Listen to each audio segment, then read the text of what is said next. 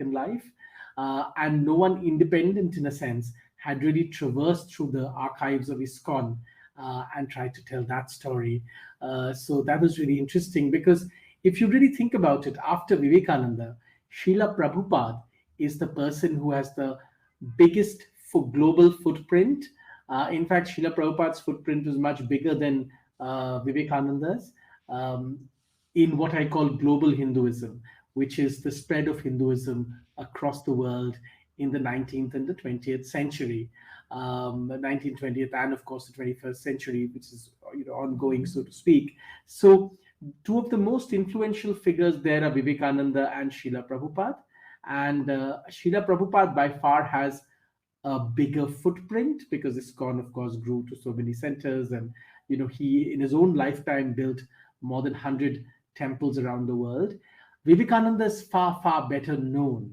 So therefore, Srila Prabhupada was definitely a gap waiting to be filled. So in the book, you write something specific. I'm going to read this. So you say there are two ways of comparing the messages of these two men, obviously Vivekananda and Srila Prabhupada, who Right. played a pioneering role across generations in taking the message of Hinduism to the world. One way to analyze this is that unlike Vivekananda, Prabhupada's was, in a sense, a harder message to deliver to the West. Vivekananda preached a universal, formless, qualityless divine consciousness that could be accessed by all human beings through deeper, more resonant contemplation on themselves. Now, let's talk a little bit about that. So how do you see the journey of both the men who fly from India to the United States of America, which is kind of a huge launching pad in their lives? But so how would you compare both of their lives and messages in that sense? Yeah, so let me begin by completing the second part, which you didn't read, in the sense, if Vivekananda taught this formless, divine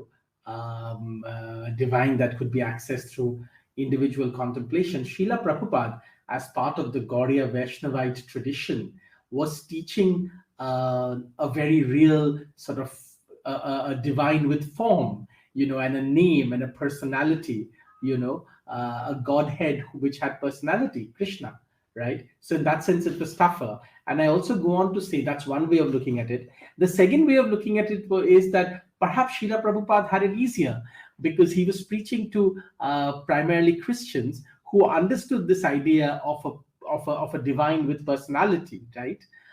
It was tougher for them to understand Vivekananda's message of formless divine. So in a sense, Srila Prabhupada could explain to them that the divine has form, and to Christians who were listening to his message, they understood that more easily. Now it's hard for us to decide which one it was. Maybe it was a bit of both, but that's a very legitimate way of comparing their journeys. Another way of looking at their journeys, of course, is remember Vivekananda, even though he also arrived in America with very little resources, really was propelled into American society through very elite followers. Some of his earliest followers were Boston elite, and New York elite.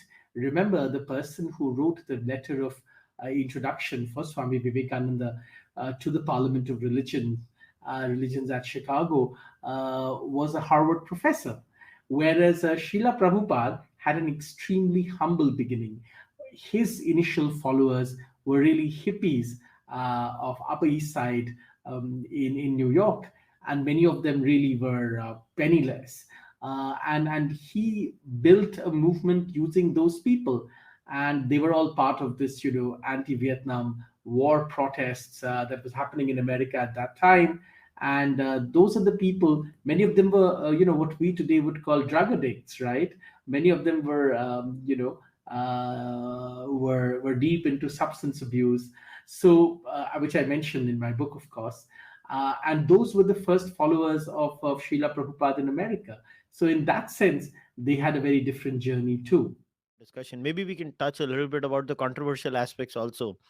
And now there's always this criticism labeled at ISKCON that it is a cult, it is a cult, it is a cult kind of a thing. I'll tell you an anecdote myself. I was in a dinner in lunch, sorry, or whatever it was in Austin, and it was a bunch of Americans, and there was this one Indian or American, I mean, it's basically American of Indian origin. And he, of all the people, said Krishna cults are not Hinduism.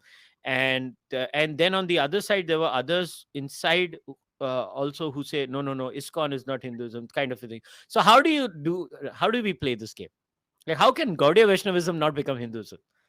Yeah, these are all old battles. I think we have surpassed these things. I mean, certainly no one in ISKCON would today say that they are not part of Hinduism. um, like I said, I mean, I mean, they literally worship Krishna. I mean, if that's not Hinduism, I don't know what it is. I mean, these are ridiculous things, and these, I think, debates from 20, 30 years ago. I think these things don't work anymore. I would not give too much legitimacy. Some people may still be saying these things, but we are at the last leg of such debates. I think these things are coming to an end now, and I think more than ever, there is a strong understanding that there's a unified Hinduism. A lot of people say this also to divide Hinduism, and I think at one point Hinduism was, or Hindu communities were on their back foot, but all that has changed now, and it's changing very fast. If it hasn't changed everywhere, so I think these are just, yeah, people say these things, but they have no value, in my humble opinion.